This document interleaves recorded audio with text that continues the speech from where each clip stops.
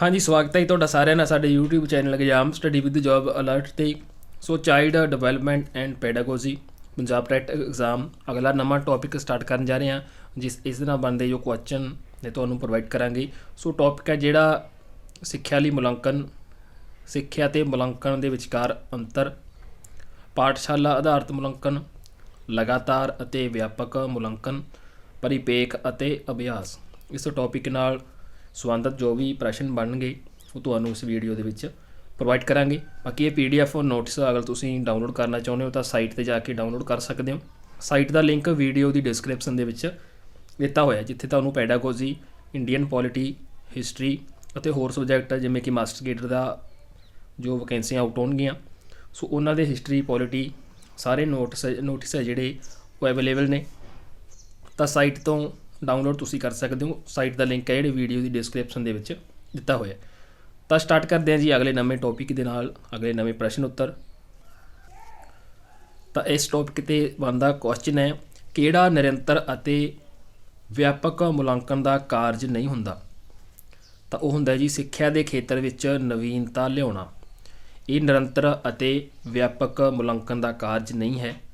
ਸੋ ਇਹ question Punjab TET 2013 ਦਸੰਬਰ month ਦੇ ਵਿੱਚ ਹੋਏ ਸੀ, ਤਾਂ ਉਸ ਦੇ ਵਿੱਚ ਇਹ ਕੁਐਸਚਨ ਪੁੱਛਿਆ ਗਿਆ ਸੀ। ਅਗਲਾ ਪ੍ਰਸ਼ਨ ਹੈ, ਕਿਹੜਾ ਸ਼ਬਦ ਹੈ ਜਿਹੜਾ ਮੁਲਾਂਕਣ ਨਾਲ ਮੇਲ ਨਹੀਂ ਖਾਂਦਾ? ਤਾਂ ਉਹ ਹੈ ਜੀ ਸਜ਼ਾ। ਇਹ ਸ਼ਬਦ ਹੈ ਜਿਹੜਾ ਮੁਲਾਂਕਣ ਨਾਲ ਮੇਲ ਨਹੀਂ ਖਾਂਦਾ। ਇਸ ਤੋਂ ਇਲਾਵਾ ਹੋਰ ਆਪਸ਼ਨਾਂ ਤੁਹਾਨੂੰ ਦੇ ਦੇਣਗੇ, ਪ੍ਰੀਖਣ, ਪਰਖ, ਮਾਪਣ। ਸੋ ਇਹ ਸਾਰੇ ਮੁਲਾਂਕਣ ਨਾਲ ਮੇਲ ਖਾਂਦੇ ਹੈ। ਤਾਂ ਸਜ਼ਾ ਜਿਹੜਾ ਸ਼ਬਦ ਹੈ ਇਹ ਡਿਫਰੈਂਸ ਹੈ।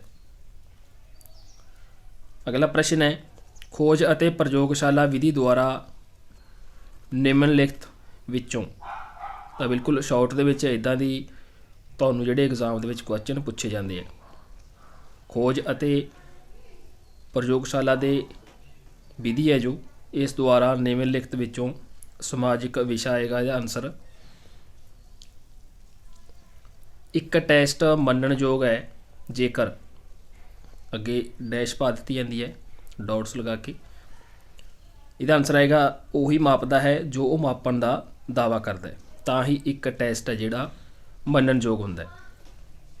ਅਗਲਾ ਪ੍ਰਸ਼ਨ ਹੈ, ਡੈਸ਼ ਨੂੰ ਮਾਪਣ ਦੇ ਵਾਸਤਵਿਕ ਵਿਵਹਾਰ ਪ੍ਰਯੋਗ ਦੇ ਰੂਪ ਵਿੱਚ ਪਰਿਭਾਸ਼ਿਤ ਕੀਤਾ ਜਾਂਦਾ ਹੈ। ਕਿਸ ਨੂੰ ਕੀਤਾ ਜਾਂਦਾ ਹੈ? ਇਹ ਕੀਤਾ ਜਾਂਦਾ ਹੈ ਜੀ ਪਰਖ ਨੂੰ। ਪਰਖ ਨੂੰ ਹੈ ਜਿਹੜਾ ਮਾਪਣ ਦੇ ਵਾਸਤਵਿਕ ਵਿਵਹਾਰਕ ਪ੍ਰਯੋਗ ਦੇ ਰੂਪ ਵਿੱਚ ਪਰਿਭਾਸ਼ਿਤ ਹੈ ਜਿਹੜਾ ਉਹ ਕੀਤਾ ਜਾਂਦਾ ਹੈ। ਅਗਲਾ ਪ੍ਰਸ਼ਨ ਹੈ, ਮੁਲਾਂਕਣ ਦੀਆਂ ਵਿਸ਼ੇਸ਼ਤਾਵਾਂ ਵਿੱਚ ਕੀ ਸ਼ਾਮਲ ਹੁੰਦਾ ਹੈ? ਤਾਂ ਇਹ ਹੁੰਦਾ ਜੀ ਸਮਾਜਿਕ ਅਤੇ ਸੱਭਿਆਚਾਰਕ ਪੱਖ ਮੁਲਾਂਕਣ ਦੀਆਂ ਵਿਸ਼ੇਸ਼ਤਾਵਾਂ ਦੇ ਵਿੱਚ ਸ਼ਾਮਲ ਹੁੰਦੇ ਹੈ। ਅਗਲਾ ਪ੍ਰਸ਼ਨ ਹੈ, ਪ੍ਰੀਖਣ ਡੈਸ਼ ਦੀ ਵਿਭਿੰਨਤਾ ਨੂੰ ਮਾਪਣ ਦਾ ਇੱਕ ਸਾਧਨ ਹੈ। ਕਿਸ ਨੂੰ ਮਾਪਣ ਦਾ ਇੱਕ ਸਾਧਨ ਹੈ? ਤਾਂ ਉਹ ਹੈ ਜੀ ਵਿਵਹਾਰ ਨੂੰ। ਪ੍ਰੀਖਣ ਹੈ ਜਿਹੜਾ ਵਿਵਹਾਰ ਦੀ ਵਿਭਿੰਨਤਾ ਨੂੰ ਮਾਪਣ ਦਾ ਇੱਕ ਸਾਧਨ ਹੈ। ਅਗਲਾ ਪ੍ਰਸ਼ਨ ਹੈ, ਸਿੱਖਣ ਦੇ ਸਿਧਾਂਤ ਦੇ ਸੰਦਰਭ ਦੇ ਵਿੱਚ ਸਕੈਫੋਲਡਿੰਗ ਕੀ ਸੰਕੇਤ ਕਰਦਾ ਹੈ? ਤਾਂ 2013 ਦਾ ਜੋ ਪੰਜਾਬ ਟੈਟ ਦਾ ਐਗਜ਼ਾਮ ਹੋਇਆ ਸੀ ਉਹਦੇ ਵਿੱਚ ਇਹ ਕੁਐਸਚਨ ਆਇਆ ਹੋਇਆ ਹੈ। ਤਾਂ ਇਹ ਕਰਦਾ ਜੀ ਵਿਦਿਆਰਥੀਆਂ ਵੱਲੋਂ ਕੀਤੀਆਂ ਗਈਆਂ ਗਲਤੀਆਂ ਦੇ ਕਾਰਨਾਂ ਦੀ ਪੜਤਾਲ ਕਰਨ ਵੱਲ। ਤਾਂ ਸਕੈਫੋਲਡਿੰਗ ਹੈ ਜਿਹੜਾ ਸੰਕੇਤ ਕਰਦਾ ਹੈ ਜੋ ਸਿੱਖਣ ਦਾ ਸਿਧਾਂਤ ਦਿੱਤਾ ਗਿਆ ਸੀ ਇਸ ਦੇ ਸੰਦਰਭ ਦੇ ਵਿੱਚ। ਅਗਲਾ ਪ੍ਰਸ਼ਨ ਹੈ, ਕੋਈ ਵੀ ਜਾਂਚ ਟੈਸਟ ਨੂੰ ਤਿਆਰ ਕਰਨ ਵਿੱਚ ਪਹਿਲਾ ਕਦਮ ਕਿਹੜਾ ਹੁੰਦਾ ਹੈ? ਤਾਂ ਉਹ ਹੁੰਦਾ ਹੈ ਜੀ ਸਿੱਖਿਆ ਦੇ ਉਦੇਸ਼ਾਂ ਦੀ ਪਹਿਚਾਣ ਕਰਨਾ। ਅਗਰ ਕਿਸੇ ਵੀ ਜਾਂਚ ਟੈਸਟ ਨੂੰ ਤਿਆਰ ਕਰਨਾ ਹੈ ਤਾਂ ਪਹਿਲਾ ਕਦਮ ਇਹੀ ਹੁੰਦਾ ਹੈ ਕਿ ਸਿੱਖਿਆ ਦੇ ਉਦੇਸ਼ਾਂ ਦੀ ਪਹਿਚਾਣ ਹੈ ਜਿਹੜੀ ਕੀਤੀ ਜਾਵੇ। ਅਗਲਾ ਪ੍ਰਸ਼ਨ ਹੈ, ਇੱਕ ਅਧਿਆਪਕ ਆਪਣੇ ਵਿਦਿਆਰਥੀਆਂ ਦੀ ਸਿਰਜਣਾਤਮਕ ਯੋਗਤਾਵਾਂ ਦਾ ਇੱਕ ਅਨੁਮਾਨ ਲਾਉਣਾ ਚਾਹੁੰਦਾ ਹੈ ਤਾਂ ਉਸ ਨੂੰ ਬਣਾਉਣਾ ਚਾਹੀਦਾ ਹੈ। ਕੀ ਬਣਾਉਣਾ ਚਾਹੀਦਾ ਹੈ? ਤਾਂ ਆਨਸਰ ਆਏਗਾ ਮੁਲਾਂਕਣ ਯੋਜਨਾ ਦੇ ਅੰਤਰਗਤ ਖੁੱਲ੍ਹੇ ਅੰਤ ਵਾਲੇ ਕਾਰਜਾਂ ਦੀ ਵੰਨ ਸੁਵੰਨਤਾ ਦੇ ਵਿੱਚ ਲਚੀਲਾਪਨ ਲਿਆਉਣਾ। ਤਾਂ ਹੀ ਹੈ ਜਿਹੜਾ ਇੱਕ ਅਧਿਆਪਕ ਆਪਣੇ ਵਿਦਿਆਰਥੀਆਂ ਦੀਆਂ ਸਿਰਜਣਾਤਮਕ ਯੋਗਤਾਵਾਂ ਦਾ ਅਨੁਮਾਨ ਹੈ ਜਿਹੜਾ ਲਗਾ ਸਕਦਾ ਹੈ। ਅਗਲਾ ਪ੍ਰਸ਼ਨ ਹੈ, ਪਾਠਸ਼ਾਲਾ ਮੁਲਾਂਕਣ ਅਕਾਦਮਿਕ ਵਿਸ਼ਿਆਂ ਦੇ ਲਈ ਇਸਤੇਮਾਲ ਹੁੰਦਾ ਹੈ, ਜਦਕਿ ਅਧਿਆਪਕ ਮੁਲਾਂਕਣ ਤਾਂ ਇਹ ਹੁੰਦਾ ਜੀ ਵਿਦਿਆਰਥੀ ਦੇ ਵਿਅਕਤੀਤਵ ਵਿੱਚ ਹੋਣ ਵਾਲੇ ਪਰਿਵਰਤਨ ਲਈ। ਇਹਦੇ ਵਿੱਚ ਕੁਐਸਚਨ ਇਹੀ ਬਣਦਾ ਹੈ ਕਿ ਜੋ ਪਾਠਸ਼ਾਲਾ ਮੁਲਾਂਕਣ ਹੈ ਤਾਂ ਇਹ ਅਕਾਦਮਿਕ ਵਿਸ਼ਿਆਂ ਦੇ ਲਈ ਇਸਤੇਮਾਲ ਹੁੰਦਾ ਹੈ, ਜਦਕਿ ਜੋ ਅਧਿਆਪਕ ਮੁਲਾਂਕਣ ਹੁੰਦਾ ਹੈ ਉਹ ਵਿਦਿਆਰਥੀਆਂ ਦੇ ਵਿਅਕਤੀਤਵ ਵਿੱਚ ਹੋਣ ਵਾਲੇ ਪਰਿਵਰਤਨ ਲਈ ਹੁੰਦਾ ਹੈ। ਅਗਲਾ ਪ੍ਰਸ਼ਨ ਹੈ, ਹਮਦਰਦੀ ਦੇ ਵਿੱਚ ਸ਼ਾਮਲ ਹੈ, ਹਮਦਰਦੀ ਦੇ ਵਿੱਚ ਕੀ ਸ਼ਾਮਲ ਹੁੰਦਾ ਹੈ? ਤਾਂ ਇਹ ਹੁੰਦਾ ਜੀ ਕਿਰਿਆ ਅਤੇ ਪ੍ਰਤੀਕਿਰਿਆ, ਜੋ ਹਮਦਰਦੀ ਦੇ ਵਿੱਚ ਸ਼ਾਮਲ ਹੁੰਦੀ ਹੈ।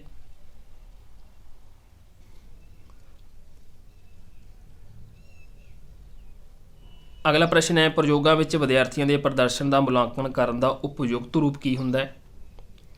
ਤਾਂ ਉਹ ਹੁੰਦਾ ਜੀ ਨਿਰੀਖਣ।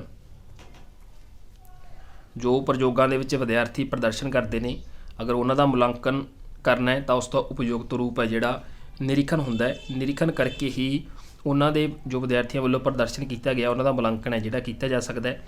ਇਹ ਪ੍ਰਸ਼ਨ ਹੈ ਜੋ 2011 ਦੇ ਵਿੱਚ ਪੰਜਾਬ ਟੈਟ ਹੋਇਆ ਸੀ, ਉਹਦੇ ਵਿੱਚ ਪੁੱਛਿਆ ਗਿਆ ਸੀ। ਅਗਲਾ ਪ੍ਰਸ਼ਨ ਹੈ, ਮੁਲਾਂਕਣ ਕਰਦੇ ਸਮੇਂ ਵਿਦਿਆਰਥੀ ਦੇ ਸਰਬਪੱਖੀ ਵਿਕਾਸ ਵੱਲ ਧਿਆਨ ਦੇਣਾ ਚਾਹੀਦਾ ਹੈ, ਇਹ ਕਥਨ ਕਿਸ ਦਾ ਹੈ? ਤਾਂ ਇਹ ਕਥਨ ਹੈ ਜੀ CBSE ਦਾ,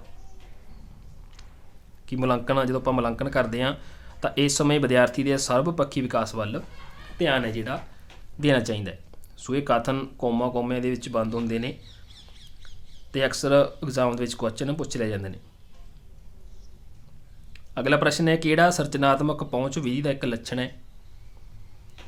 ਤਾਂ ਇਹ ਲੱਛਣ ਹੈ ਜੀ ਵਿਦਿਆਰਥੀਆਂ ਵੱਲੋਂ ਸਵੈ ਮੁਲਾਂਕਣ ਅਤੇ ਚਿੰਤਨ ਕਰਨਾ, ਜੋ ਇੱਕ ਸਰਚਨਾਤਮਕ ਪਹੁੰਚ ਵਿਧੀ ਦਾ ਲੱਛਣ ਹੈ। ਅਗਲਾ ਪ੍ਰਸ਼ਨ ਹੈ, ਆਧੁਨਿਕ ਕਾਲ ਵਿੱਚ ਕਿਹੜੀ ਸਿੱਖਣ ਵਿਧੀ ਨੂੰ ਸਵੀਕਾਰ ਨਹੀਂ ਕੀਤਾ ਜਾ ਰਿਹਾ? ਤਾਂ ਉਹ ਵਿਧੀ ਹੈ ਜੀ ਵਿਆਖਿਆ ਵਿਧੀ। ਤਾਂ ਇਸ ਨੂੰ ਇਹ ਜਿਹੜਾ ਸਵੀਕਾਰ ਨਹੀਂ ਕੀਤਾ ਜਾ ਰਿਹਾ ਆਧੁਨਿਕ ਕਾਲ ਦੇ ਵਿੱਚ। ਅਗਲਾ ਪ੍ਰਸ਼ਨ ਹੈ, ਬੱਚੇ ਦੀ ਸਿੱਖਿਆ ਸ਼ੁਰੂ ਕਰਨ ਦਾ ਸਭ ਤੋਂ ਵਧੀਆ ਅਤੇ ਕਾਰੀਗਰ ਤਰੀਕਾ ਕਿਹੜਾ ਹੁੰਦਾ ਹੈ? ਤਾਂ ਇਹ ਹੁੰਦਾ ਹੈ ਜੀ ਖੇਡ ਵਿਧੀ। ਇਸ ਤੋਂ ਇਲਾਵਾ ਤੁਹਾਨੂੰ ਆਪਸ਼ਨਾਂ ਹੋਰ ਦੇ ਦੇਣਗੇ, ਜਿਵੇਂ ਪ੍ਰੋਜੈਕਟ ਵਿਧੀ, ਵਿਆਖਿਆ ਵਿਧੀ, ਦੋਨੋਂ ਜਾਂ ਫਿਰ ਖੇਡ ਵਿਧੀ। ਤਾਂ ਖੇਡ ਵਿਧੀ ਦਾ ਆਨਸਰ ਆਏਗਾ, ਜੋ ਬੱਚੇ ਦੀ ਸਿੱਖਿਆ ਸ਼ੁਰੂ ਕਰਨ ਦਾ ਸਭ ਤੋਂ ਵਧੀਆ ਅਤੇ ਕਾਰਾਗਰ ਤਰੀਕਾ ਮੰਨਿਆ ਜਾਂਦਾ ਹੈ। ਅਗਲਾ ਪ੍ਰਸ਼ਨ ਹੈ, ਸਿੱਖਿਆਤਮਕ ਖੇਤਰ ਵਿੱਚ ਰਚਨਾਤਮਕ ਮੁਲਾਂਕਣ ਦਾ ਉਪਕਰਨ ਕਿਹੜਾ ਨਹੀਂ ਹੁੰਦਾ? ਤਾਂ ਉਹ ਹੁੰਦਾ ਜੀ ਬਹੁ ਵਿਕਲਪੀ ਚੋਣ ਵਾਲੇ ਪ੍ਰਸ਼ਨ। ਜਿਹੜੇ ਸਿੱਖਿਆਤਮਕ ਖੇਤਰ ਦੇ ਵਿੱਚ ਜੋ ਰਚਨਾਤਮਕ ਮੁਲਾਂਕਣ ਹੁੰਦਾ ਤਾਂ ਉਸ ਦਾ ਉਪਕਰਨ ਹੈ ਜਿਹੜਾ ਨਹੀਂ ਹੁੰਦਾ, ਜੋ ਬਹੁ ਵਿਕਲਪੀ ਚੋਣ ਵਾਲੇ ਪ੍ਰਸ਼ਨ ਹੁੰਦੇ ਨੇ। ਸੋ ਇਹ ਕੁਐਸਚਨ ਵੀ ਹੈ ਜਿਹੜਾ 2011 ਦੇ ਵਿੱਚ ਪੰਜਾਬ ਟੈਟ ਹੋਇਆ ਸੀ ਤਾਂ ਉਸ ਦੇ ਵਿੱਚ ਪੁੱਛਿਆ ਗਿਆ। ਅਗਲਾ ਪ੍ਰਸ਼ਨ ਹੈ, ਕਿਸ ਦੁਆਰਾ ਬੱਚਿਆਂ ਨੂੰ ਆਪਣੀਆਂ ਕਮਜ਼ੋਰੀਆਂ ਅਤੇ ਸ਼ਕਤੀਆਂ ਦਾ ਪਤਾ ਲੱਗਦਾ ਹੈ? ਤਾਂ ਇਹ ਲੱਗਦਾ ਹੈ ਜੀ ਮੁਲਾਂਕਣ ਦੇ ਦੁਆਰਾ। ਜਦੋਂ ਮੁਲਾਂਕਣ ਕੀਤਾ ਜਾਂਦਾ ਹੈ ਤਾਂ ਇਸ ਦੇ ਦੁਆਰਾ ਬੱਚਿਆਂ ਨੂੰ ਆਪਣੀਆਂ ਕਮਜ਼ੋਰੀਆਂ ਅਤੇ ਸ਼ਕਤੀਆਂ ਦਾ ਪਤਾ ਚੱਲਦਾ ਹੈ। ਅਗਲਾ ਪ੍ਰਸ਼ਨ ਹੈ, ਕਿਹੜੀ ਉਮਰ ਦੇ ਬੱਚਿਆਂ ਨੂੰ ਚਿੱਤਰ ਪ੍ਰਸ਼ਨਾਵਲੀ ਹੈ ਜਿਹੜੀ ਉਹ ਦਿੱਤੀ ਜਾਂਦੀ ਹੈ? ਤਾਂ ਇਹ ਦਿੱਤੀ ਜਾਂਦੀ ਹੈ ਜੀ 0 ਤੋਂ ਲੈ ਕੇ 6 ਸਾਲ ਦੀ ਉਮਰ ਤੱਕ ਦੇ ਬੱਚਿਆਂ ਨੂੰ। ਅਗਲਾ ਪ੍ਰਸ਼ਨ ਹੈ, ਅਭਿਆਸ ਸਿੱਖਿਆ ਪ੍ਰਣਾਲੀ ਦਾ ਇੱਕ ਪ੍ਰਮੁੱਖ ਅੰਗ ਹੈ, ਇਹ ਕਿਸ ਦਾ ਕਥਨ ਹੈ? ਤਾਂ ਇਹ ਕਥਨ ਹੈ ਜੀ ਮਾਂਟੇਸਰੀ ਦਾ। ਉਹਨਾਂ ਨੇ ਕਿਹਾ ਸੀ ਕਿ ਜੋ ਅਭਿਆਸ ਆ ਤਾਂ ਉਹ ਸਿੱਖਿਆ ਪ੍ਰਣਾਲੀ ਦਾ ਇੱਕ ਪ੍ਰਮੁੱਖ ਅੰਗ ਹੈ। ਅਗਲਾ ਪ੍ਰਸ਼ਨ ਹੈ, ਰੂਪਾਂਤਮਕ ਮੁਲਾਂਕਣ ਦਾ ਸਾਧਨ ਕਿਹੜਾ ਨਹੀਂ ਹੁੰਦਾ ਜਾਂ ਕਿਹੜਾ ਸਾਧਨ ਨਹੀਂ ਹੈ? ਤਾਂ ਉਹ ਆਏਗਾ ਜੀ ਪ੍ਰੋਜੈਕਟ। ਜੋ ਰੂਪਾਂਤਮਕ ਮੁਲਾਂਕਣ ਦਾ ਜਿਹੜਾ ਸਾਧਨ ਹੈ ਉਹ ਨਹੀਂ ਹੁੰਦਾ। ਅਗਲਾ ਪ੍ਰਸ਼ਨ ਹੈ, ਨਿਰਦੇਸ਼ਾਂ ਦੇ ਦੌਰਾਨ ਸਿੱਖਣ ਦੀ ਪ੍ਰਗਤੀ ਨੂੰ ਮੋਨੀਟਰ ਕਰਨ ਲਈ ਵਰਤੀ ਜਾਂਦੀ ਮੁਲਾਂਕਣ ਦੀ ਜੋ ਕਿਸਮ ਹੁੰਦੀ ਹੈ ਉਸ ਨੂੰ ਕੀ ਆਖਦੇ ਨੇ? ਤਾਂ ਉਸ ਨੂੰ ਕਿਹਾ ਜਾਂਦਾ ਜੀ ਰਚਨਾਤਮਕ ਮੁਲਾਂਕਣ। ਤਾਂ ਇਹ ਪ੍ਰਸ਼ਨ ਵੀ ਪੰਜਾਬ ਟੈਟ ਜੁਲਾਈ 2011 'ਚ ਹੋਇਆ ਸੀ, ਉਸ ਦੇ ਵਿੱਚ ਪੁੱਛਿਆ ਗਿਆ। ਅਗਲਾ ਪ੍ਰਸ਼ਨ ਹੈ ਕਿਹੜੀ ਪद्धਤੀ ਵਿਆਖਿਆ 'ਤੇ ਆਧਾਰਿਤ ਹੁੰਦੀ ਹੈ? ਤਾਂ ਇਹ ਹੁੰਦੀ ਹੈ ਜੀ, ਇੱਥੇ ਵਿਭਾ ਕੋਈ ਵੀ ਨਾਮ ਹੋ ਸਕਦਾ ਹੈ। ਵਿਭਾ ਨੂੰ ਜੋ ਸਵਾਲ ਦਿੱਤੇ ਗਏ ਉਸਨੇ 10 ਚੋਂ 8 ਦੇ ਸਹੀ ਹੈ ਜਿਹੜੇ ਜਵਾਬ ਦਿੱਤੇ ਨੇ। ਤਾਂ ਇਹ ਪद्धਤੀ ਹੈ ਜਿਹੜੀ ਵਿਆਖਿਆ 'ਤੇ ਆਧਾਰਿਤ ਹੈ। ਅਗਲਾ ਪ੍ਰਸ਼ਨ ਹੈ ਮੁਲਾਂਕਣ ਹੁੰਦਾ ਹੈ। ਮੁਲਾਂਕਣ ਕੀ ਹੁੰਦਾ ਹੈ? ਵਿਦਿਆਰਥੀਆਂ ਦੇ ਸਿੱਖਿਅਕ ਟੀਚਿਆਂ ਦੀ ਜਾਂਚ, ਯਾਨੀ ਕਿ ਵਿਦਿਆਰਥੀਆਂ ਨੇ ਕੀ ਸਿੱਖਿਆ ਹੈ ਤਾਂ ਉਹਨਾਂ ਦੀ ਜਿਹੜੀ ਟੀਚੇ ਨੇ ਉਹਨਾਂ ਦੀ ਜਾਂਚ ਕੀਤੀ ਜਾਂਦੀ ਹੈ, ਕੀ ਸਿੱਖਿਆ ਕੀ ਨਹੀਂ ਸਿੱਖਿਆ, ਤਾਂ ਇਸ ਨੂੰ ਮੁਲਾਂਕਣ ਜਿਹੜਾ ਕਿਹਾ ਜਾਂਦਾ ਹੈ। ਅਗਲਾ ਪ੍ਰਸ਼ਨ ਹੈ ਨਿਬੰਧ ਰੂਪੀ ਪ੍ਰਸ਼ਨ ਦੀ ਬਿਹਤਰ ਮੱਦ ਕਿਹੜੀ ਹੁੰਦੀ ਹੈ? ਤਾਂ ਇਹ ਹੁੰਦੀ ਹੈ ਜੀ ਨਿਊਟਨ ਦੇ ਗਤੀ ਦੇ 3 ਨਿਯਮਾਂ ਦੇ ਵਿੱਚੋਂ ਹਰੇਕ ਦੀ ਵਿਆਖਿਆ ਕਰੋ। ਜੋ ਨਿਬੰਧ ਰੂਪੀ ਪ੍ਰਸ਼ਨ ਲਈ ਬਿਹਤਰ ਮੱਦ ਹੈ ਜਿਹੜੀ ਹੁੰਦੀ ਹੈ। ਅਗਲਾ ਪ੍ਰਸ਼ਨ ਹੈ ਸਿੱਖਣ ਦਾ ਮੁੱਖ ਚਾਲਕ ਕੀ ਕਹਾਉਂਦਾ ਹੈ? ਤਾਂ ਉਹ ਕਹਾਉਂਦਾ ਜੀ ਪ੍ਰੇਰਨਾ। ਸਿੱਖਣ ਦੇ ਮੁੱਖ ਚਾਲਕ ਨੂੰ ਜਿਹੜਾ ਪ੍ਰੇਰਨਾ ਕਿਹਾ ਜਾਂਦਾ ਹੈ। ਮੁਲਾਂਕਣ ਇੱਕ ਨਿਰੰਤਰ ਪ੍ਰਕਿਰਿਆ ਹੈ। ਇਹ ਕਿਸ ਨੇ ਕਿਹਾ ਸੀ? ਕਿਸ ਦਾ ਕਥਨ ਸੀ? ਤਾਂ ਇਹ ਸੀਗਾ ਜੀ ਕੋਠਾਰੀ ਕਮਿਸ਼ਨ ਦਾ, ਕਿ ਮੁਲਾਂਕਣ ਹੈ ਜਿਹੜਾ ਇੱਕ ਨਿਰੰਤਰ ਪ੍ਰਕਿਰਿਆ ਹੈ ਜਿਹੜਾ ਚੱਲਦਾ ਰਹਿੰਦਾ ਹੈ, ਅਤੇ ਕੋਠਾਰੀ ਕਮਿਸ਼ਨ ਦਾ ਕਥਨ ਸੀ, ਇਹਨਾਂ ਨੇ ਕਿਹਾ ਸੀ। ਇਸ ਤੋਂ ਇਲਾਵਾ ਆਪਸ਼ਨ ਦੇ ਵਿੱਚ ਤੁਹਾਨੂੰ NCERT ਦੇ ਦੇਣਗੇ, ਸਕਿਨਰ ਦੇ ਦੇਣਗੇ ਜਾਂ ਫਰੈਂਕ ਦੇ ਦੇਣਗੇ। ਤਾਂ ਕੋਠਾਰੀ ਕਮਿਸ਼ਨ ਇਹਦਾ ਰਾਈਟ ਆਨਸਰ ਬਣੇਗਾ। ਅਗਲਾ ਪ੍ਰਸ਼ਨ ਹੈ ਕਿਹੜਾ ਕਿਹੜਾ ਸਿੱਖਣ ਪ੍ਰਕਿਰਿਆ ਦੇ ਵਿੱਚ ਸ਼ਾਮਿਲ ਨਹੀਂ ਹੈ? ਤਾਂ ਉਹ ਹੈ ਜੀ ਪ੍ਰਤੱਖ ਗਿਆਨ ਦੇ ਵਿੱਚ ਸੁਧਾਰ ਕਰਨਾ, ਜਿਹੜਾ ਸਿੱਖਣ ਪ੍ਰਕਿਰਿਆ ਦੇ ਵਿੱਚ ਸ਼ਾਮਿਲ ਨਹੀਂ ਹੈ। ਅਗਲਾ ਪ੍ਰਸ਼ਨ ਹੈ ਨਿਦਾਨਿਕ ਪ੍ਰੀਖਣ ਦਾ ਮੁੱਖ ਮੰਤਵ ਕਿਸ ਦੀ ਪਛਾਣ ਹੈ? ਤਾਂ ਇਹ ਹੈ ਜੀ ਅਕਾਦਮਿਕ ਮੁਸ਼ਕਲਾਂ ਦੇ ਕਾਰਨ। ਜੋ ਨਿਦਾਨਿਕ ਪ੍ਰੀਖਣ ਦਾ ਮੁੱਖ ਮੰਤਵ ਇਸ ਦੀ ਪਛਾਣ ਨਹੀਂ ਹੈ। ਅਗਲਾ ਪ੍ਰਸ਼ਨ ਹੈ ਸਿੱਖਿਆ ਦਾ ਕੀ ਉਦੇਸ਼ ਹੁੰਦਾ ਹੈ? ਤਾਂ ਇਹ ਹੁੰਦਾ ਜੀ ਵਿਦਿਆਰਥੀ ਵਿੱਚ ਸਮਾਜ ਦੀਆਂ ਮਾਨਤਾਵਾਂ ਦੇ ਅਨੁਰੂਪ ਵਿਵਹਾਰ ਕਰਨ ਦੀ ਸਮਰੱਥਾ ਦਾ ਵਿਕਾਸ ਕਰਨਾ, ਜੋ ਸਿੱਖਿਆ ਦਾ ਉਦੇਸ਼ ਹੁੰਦਾ ਹੈ। ਮੁਲਾਂਕਣ ਦਾ ਸ਼ਾਬਦਿਕ ਅਰਥ ਕੀ ਹੁੰਦਾ ਹੈ? ਤਾਂ ਇਹ ਹੁੰਦਾ ਜੀ ਮੁੱਲਾਂ ਦਾ ਮਾਪ ਕਰਨਾ। ਮੁਲਾਂਕਣ ਦਾ ਸ਼ਾਬਦਿਕ ਅਰਥ ਹੁੰਦਾ ਹੈ। ਅਗਲਾ ਪ੍ਰਸ਼ਨ ਹੈ ਫੋਰਮੈਟਿਵ ਮੁਲਾਂਕਣ ਕਿਸ ਰਾਹੀਂ ਸਭ ਤੋਂ ਵਧੀਆ ਪ੍ਰਸਤੁਤ ਨਹੀਂ ਹੁੰਦਾ? ਤਾਂ ਇਹ ਹੁੰਦਾ ਜੀ ਸਾਲਾਨਾ ਟੈਸਟ ਦੇ ਦੁਆਰਾ। ਫੋਰਮੈਟਿਵ ਮੁਲਾਂਕਣ ਹੈ ਜਿਹੜਾ ਸਭ ਤੋਂ ਵਧੀਆ ਪ੍ਰਸਤੁਤ ਹੈ ਜਿਹੜਾ ਨਹੀਂ ਕੀਤਾ ਜਾ ਸਕਦਾ। ਅਗਲਾ ਪ੍ਰਸ਼ਨ ਹੈ ਅੰਦਰੂਨੀ ਮੁਲਾਂਕਣ ਕਿਸ ਨੂੰ ਆਖਦੇ ਨੇ? ਤਾਂ ਇਹ ਕਿਹਾ ਜਾਂਦਾ ਜੀ ਇੱਕ ਵਿਅਕਤੀਗਤ ਸਿਖਿਆਰਥੀ ਦਾ ਉਸਦੇ ਸਕੂਲ ਵਿੱਚ ਪੜ੍ਹਾ ਰਹੇ ਅਧਿਆਪਕਾਂ ਵੱਲੋਂ ਮੁਲਾਂਕਣ ਕਰਨ ਨੂੰ ਅੰਦਰੂਨੀ ਮੁਲਾਂਕਣ ਹੈ ਜਿਹੜਾ ਕਿਹਾ ਜਾਂਦਾ ਹੈ।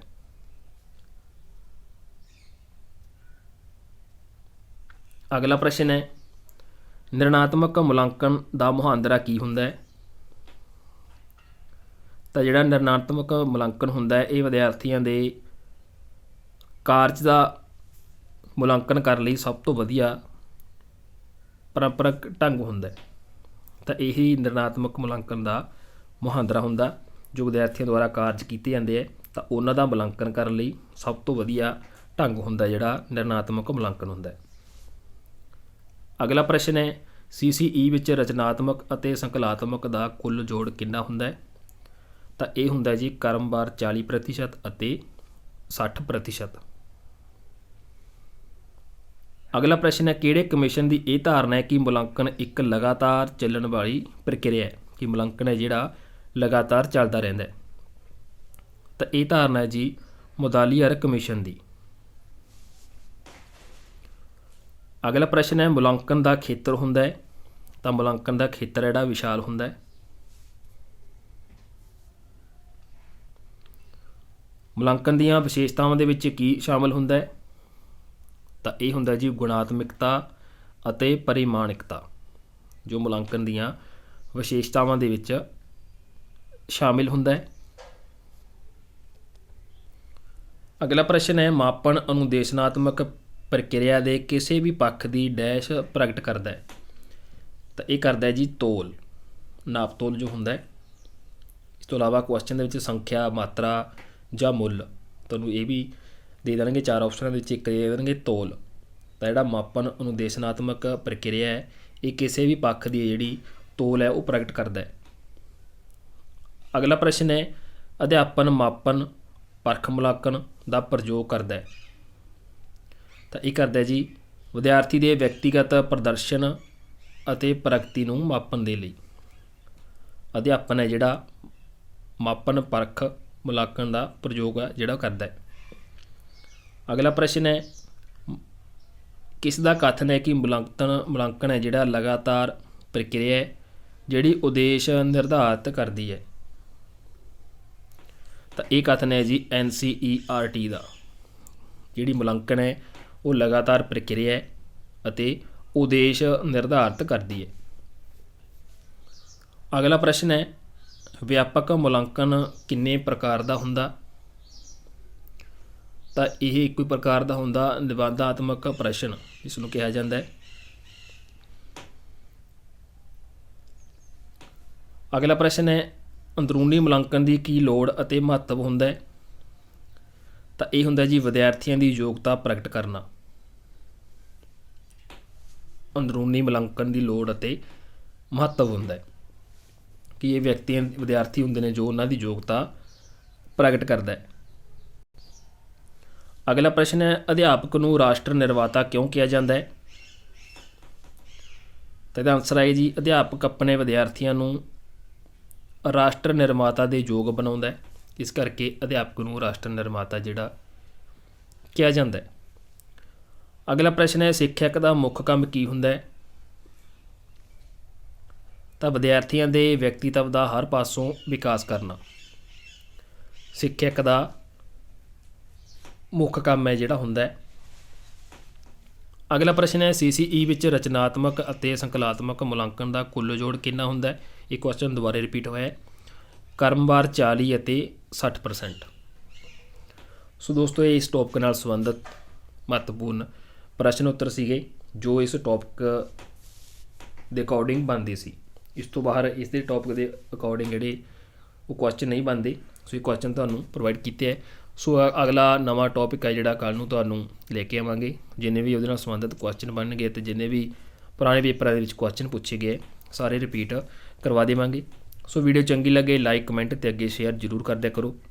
ਬਾਕੀ ਦੁਬਾਰਾ ਫਿਰ ਦੱਸ ਦਿੰਦੇ ਹਾਂ ਅਗਰ ਇਹ PDF ਨੋਟਿਸ ਤੁਸੀਂ ਡਾਊਨਲੋਡ ਕਰਨਾ ਚਾਹੁੰਦੇ ਹੋ ਤਾਂ ਸਾਈਟ 'ਤੇ ਅਵੇਲੇਬਲ ਨੇ।